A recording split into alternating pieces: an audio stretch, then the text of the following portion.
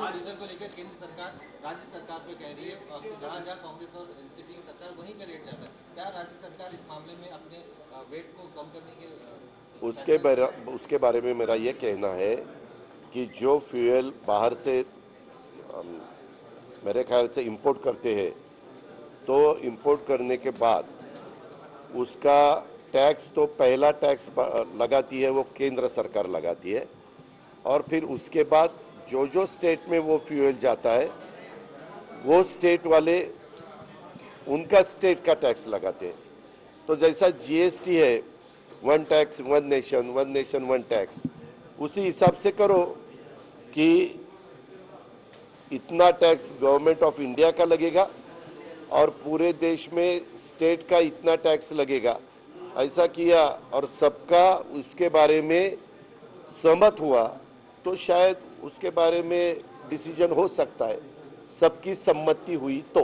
पर क्या वजह है सर कि बाकी स्टेट में कुछ नहीं हो रहा है?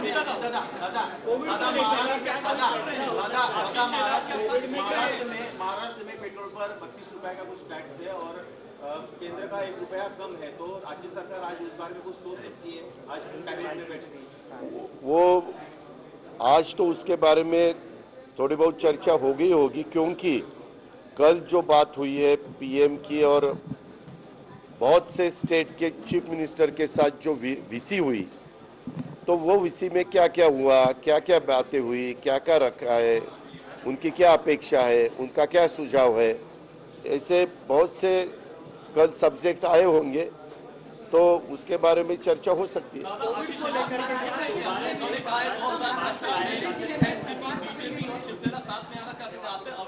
क्या क्या क्या क्या आशीष शेलार ने कहा है 2017 में एक प्लान बना था जिसमें भारतीय जनता पार्टी, शिवसेना और एनसीपी। अरे बाबा, 2017 का क्यों सवाल पूछ रहे? अभी 2022 है ना, पुराने वैसे तो कब से सवाल पूछने का है? मुझे उसके बारे में कुछ भी मालूमात नहीं है। अभी वो बहुत बड़े नेता है आशीष शेलार साहब, शायद उनके साथ ही डायरेक्ट पवार साहब ने या कोई जो लीडर है उन्होंने बात की होगी, मुझे तो उसके बारे में कुछ पता नहीं।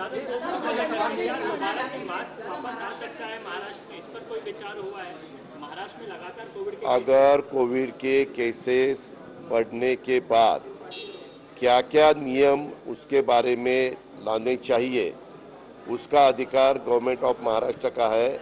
हमारे चीफ मिनिस्टर उसके बारे में डिसीजन लेते हैं सबके साथ चर्चा करके।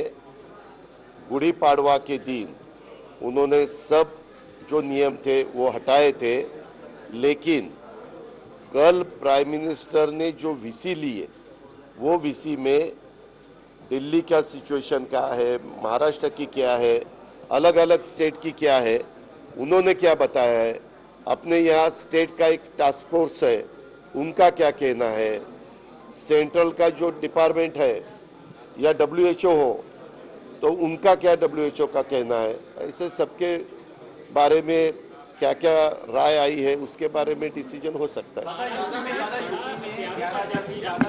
निकाले गए हैं, मंदिरों के भी मस्जिद के भी, वहाँ पर समन्वय करके ये सब काम किया गया है, तो महाराष्ट्र सरकार ऐसा क्यों नहीं कर पाई अब तक, क्योंकि ये विवाद महाराष्ट्र में लगातार बढ़ रहा है। क्या क्या नहीं, यूपी में क्या करना है क्या नहीं करना वो अधिकार वहाँ के चीफ मिनिस्टर का है, वो तो सही है। अभी यहाँ हम बार बार बोल रहे हैं कि यहाँ अभी ये इशू निकालने की जरूरत क्या थी। हमारे महाराष्ट्र में हम शाहू फुले अंबेडकर जी का नाम लेते हैं, छत्रपति शिवाजी महाराज का नाम लेते हैं। उन्होंने हमेशा सब कास्ट को साथ लेके आगे जाने की कोशिश की है, ये तो सब महाराष्ट्र को पता है, तो उसी हिसाब से होना चाहिए। आज महाराष्ट्र के सामने अलग इशू है, महंगाई का इशू है, अभी बीच में कोयला पूरे देश में एनर्जी पावर सेक्टर में बहुत कम मिल रहा था, मिल रहा है, उसके बारे में इशू है।